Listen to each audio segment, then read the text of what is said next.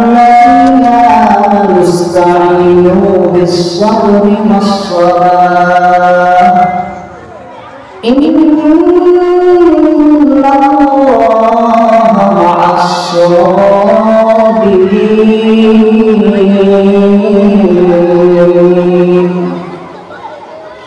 أو كما قال عليه الصلاة والسلام قال النبي صلى الله عليه وعلى آله وأصحابه وسلم أخلص دينك يكفيك العمل القليل أو كما قال عليه الصلاة والسلام صدق الله مولانا العظيم وصدق رسوله النبي الكريم ونحن على ذلك من الشاهدين والشاكرين والذاكرين والحمد لله رب العالمين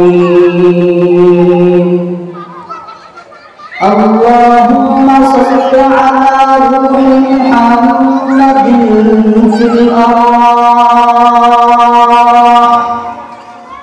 وعلى جسد محمد في الأجساد وعلى قلب محمد في القلوب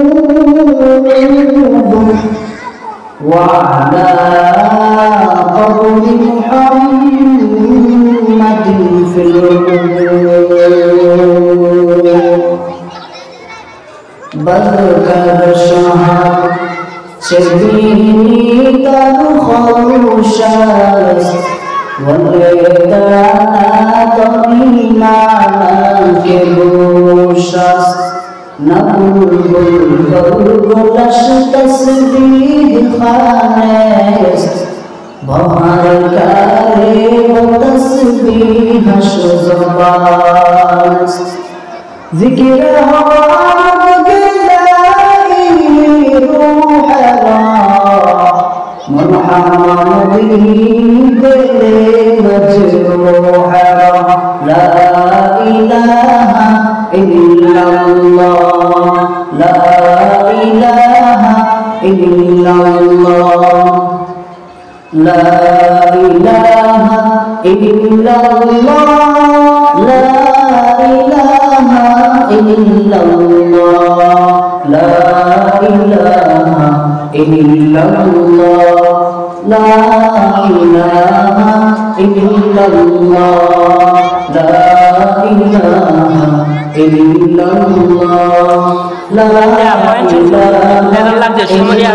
الله لا إله إلا الله محمد رسول الله صلى الله عليه وسلم الحمد لله ব্রাহ্মণের গামচুর সমাজের যুগে আয়োজিত বিরাট এক ইসলামী মহাসম্মেলনের অত্যন্ত ভাজন সভাপতি সহ সভাপতি প্রধান অতিথি বিশেষ অতিথিবৃন্দ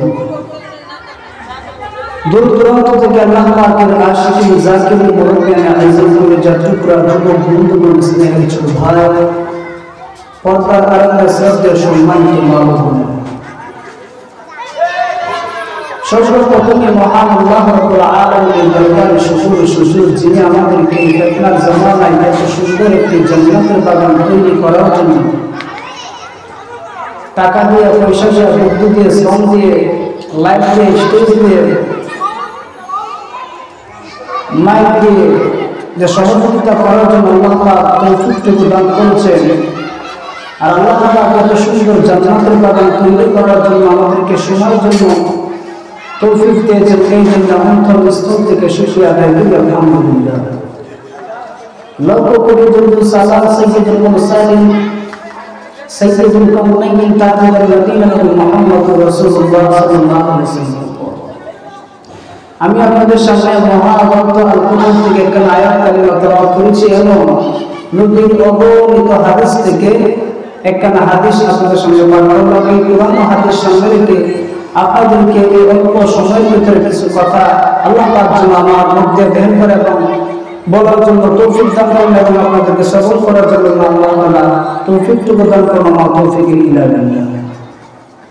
সর্বপ্রথমে আল্লাহ তাআলা কোরআনের মধ্যে বলেন, যদি আমার কাছে সাহায্য চাও দুইটার মাধ্যমে আমার কাছে সাহায্য চাইতে হবে।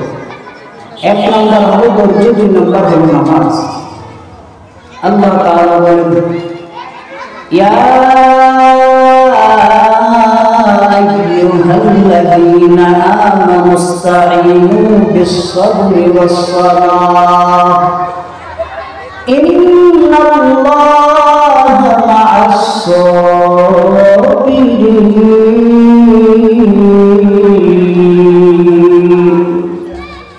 আল্লাহ তাআলা বলেন, ও আমার বান্দা, বিশ্বাসী বান্দাগণ, আমার কাছে যদি সাহায্য চাও, এক নম্বর হলো ধৈর্য, দুই নম্বর হলো নামাজ।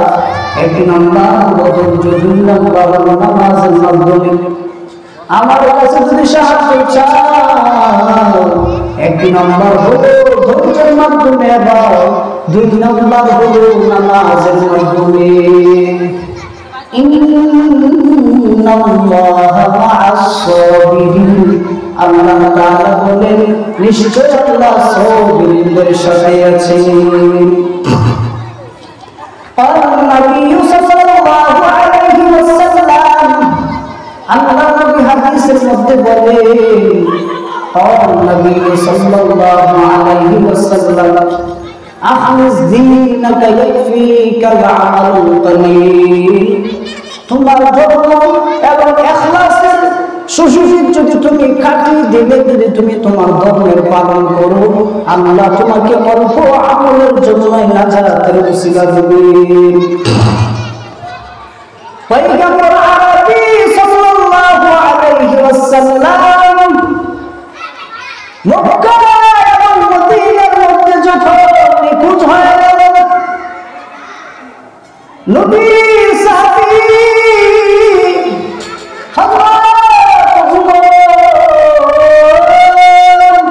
রাদিয়াল্লাহু আনহু বলেন, অনুমতি দিয়ে দিলেন আর চিঠির মাধ্যমে জানায় দিলেন, ও মদিনাবাসী, ও মক্কাবাসী, আমি তোমাদেরকে জানায় দিলাম, যদি আমার পয়গম্বর যদি কিছু হয়, তাহলে তোমাদের মাথা থেকে, তোমাদের দেহ থেকে আমি মাথা আলাদা করে দেব।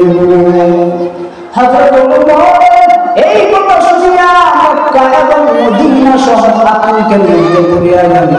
আর ওমরের এই কথা শোনার পর সবাই যখন হতভম্ব হয়ে গেল, দৌড়াদৌড়ি ছোটাছুটি শুরু করলো। হায় হায়, কি হয়ে গেল, পয়গম্বর কোথায়? নিখোঁজ হয়ে গেল, পাওয়া যাচ্ছে না পয়গম্বরকে।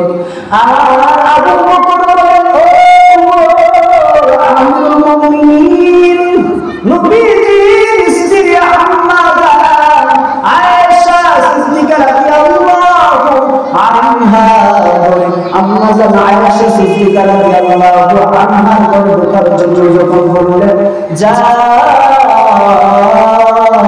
হুজরা শরীফের মধ্যে পয়গম্বর প্রতিদিনে কান্না করতে রাতের বেলা, রাতের বেলা উম্মতের জন্য কান্না করতে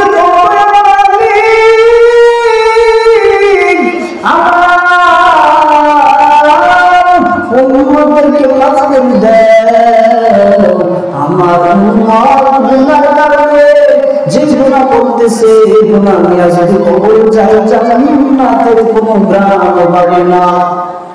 ও দয়ার মালিক, আমার উম্মতকে মাফ করে দাও, ক্ষমা করে দাও। এই কথা বলার পরে পয়গম্বর আলাইহিস সালাতু ওয়াস সালামকে যখন খোঁজার জন্য হুজরা শরীফের মধ্যে ঢুকে গেলেন, আম্মা জান আয়েশা সিদ্দিকা রাদিয়াল্লাহু আনহা যাইয়া দেখেন আম্মা জান আয়েশা সিদ্দিকা রাদিয়াল্লাহু আনহার ঘরের মধ্যে হুজরা শরীফের মধ্যে রাসূল নাই। আবার এখানে না পাওয়ার পর হযরত উমরের মাথা দ্বিগুণ গরম হয়ে গেল। আবার দৌড়ায় গেল মসজিদে নববীর মধ্যে গিয়া দেখলেন মায়া নবী মসজিদে নববীর মধ্যে নাই। আর মাথা গরম হয়ে গেল।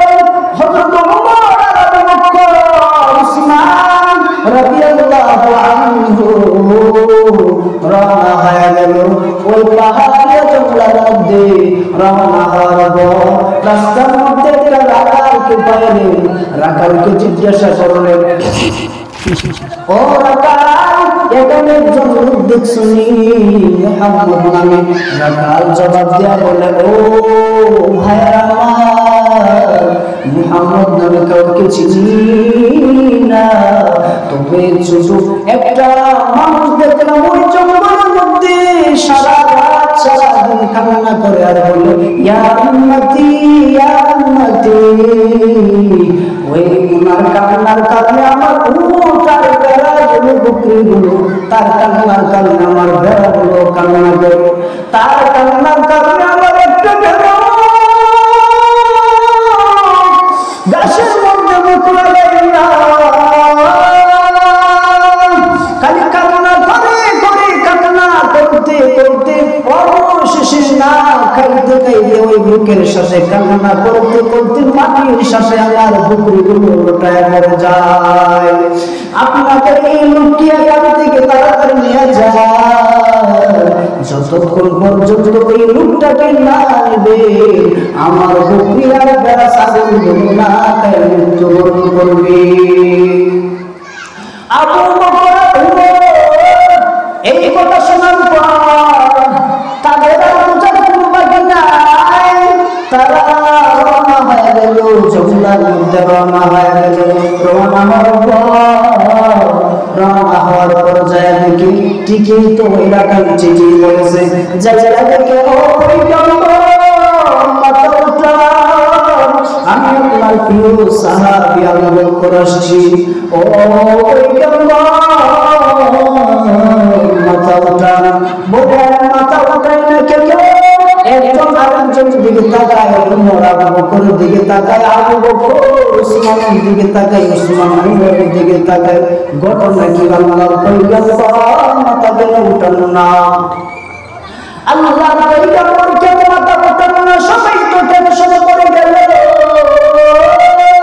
আর একজনের দিকে আরেকজন তাকায় বলে, পয়গম্বর কেন মাথা উঠানো না? আর এইভাবে যত কয়েকজনের দিকে তাকায় টেনশনে পড়ে গেল। হঠাৎ করে ওমর রাদিয়াল্লাহু আনহু বলেন, ও পয়গম্বর, আমি ওমর রাদিয়াল্লাহু আনহু আমি যত আমল করেছি, আমি যত নেক আমল করেছি, আমি আপনার উম্মতদের নামে দিয়ে দিলাম। তারপর মাথা উঠানো না পয়গম্বর।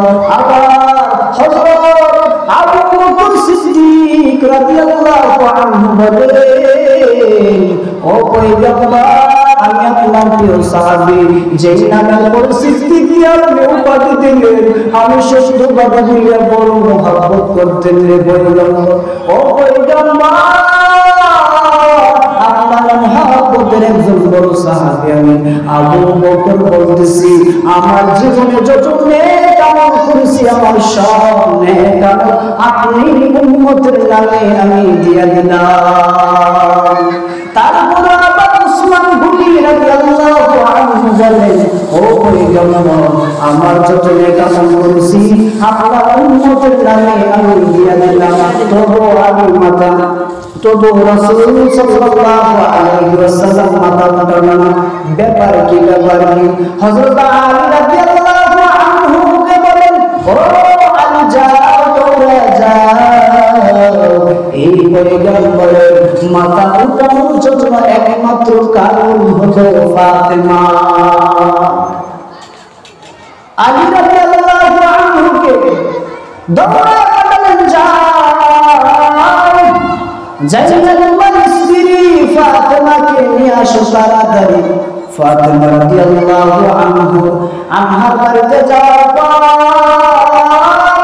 আলী রাদিয়াল্লাহু আনহু যায় বলেন, ও আমার বিবি, অনেকক্ষণ পর্যন্ত হযরত ওমর আর আবু বকর আর উসমান রাদিয়াল্লাহু আনহু এভাবে রিকোয়েস্ট করার পর আমার শ্বশুর যান, আমার পয়গম্বর সাল্লাল্লাহু আলাইহি ওয়াসাল্লাম মাথা উঠালেন। ফাতেমা রাদিয়াল্লাহু আনহা বলেন, ও পয়গম্বর, ও আমার স্বামী জান, কি বলেন, এসব এক সপ্তাহ হয়ে গেল আমার বাবা আমার সাথে দেখা করেন নাই, এক সপ্তাহ হয়ে গেল আমার চুলার মধ্যে 3 দিন পর্যন্ত আমার চুলার মধ্যে কোনো আগুন নাই, কানা নাই। আমার 2 সন্তান হাসাইন আর হুসাইন 3 দিন ধরে কান্না নাই, নানা নানা বলে কান্না। এক সপ্তাহ পর কোনো খবর নাই, আমার বাবার কোনো খবর নাই। এই কথা বলার পরে ফাতেমা রাদিয়াল্লাহু আনহা দৌড়ায় গেল, ও আমার বাজার মাথা উঠায়, এক সপ্তাহ হয়ে গেল, পারি হয়ে গেল, আপনি মাথা উঠান না কেন বাজার? এক সপ্তাহ হয়ে গেল, আমাদের কি ভুলে গেছে? আপনার মেয়ে ফাতেমাকে কি আপনি ভুলে গেছে? আর আপনার 2 নাতি হাসাইন আর হুসাইনকে ভুলে গেছেন নাকি? ও আব্বা জান, আপনি মাথা উঠান, যদি আপনি মাথা না উঠান আমার যত নেক আমল আছে ফাতেমার জীবনে সব নেক আমল আমি আপনার উম্মতের নামে দিয়ে দিলাম। তারপর পয়গম্বর সাল্লাল্লাহু আলাইহি ওয়াসাল্লাম মাথা উঠানো না, তারপরে যায় বললেন, ও আমার আব্বা জান, আমার ইহলোক চাইবে না, আপনার উম্মতের নামে আমার 2 সন্তান হাসাইন আর হুসাইনকে কুরবানি দিয়ে দিলাম। এই কথা বলার পর সাথে সাথে আমার আপনার পয়গম্বর সাল্লাল্লাহু আলাইহি ওয়া আলা আলিহি ওয়াসাল্লাম মাথা মুবারক উঠাইলেন আর মুস্কি মুস্কি হাসতেছেন। ও আমার মা ফাতেমা, তুমি কি দোয়া করেছো? হযরত ওমর আর আবু বকর আর উসমান গনি রাদিয়াল্লাহু আনহু কাহার দোয়া কবুল হয় নাই? ও ফাতেমা, তুমি কেমন দোয়া করো না? আল্লাহ তোমার দোয়া এমন ভাবে পছন্দ করেছেন, কবুল করেছেন, আল্লাহ তাআলা সব দোয়া তোমার কবুল করে নিলেন।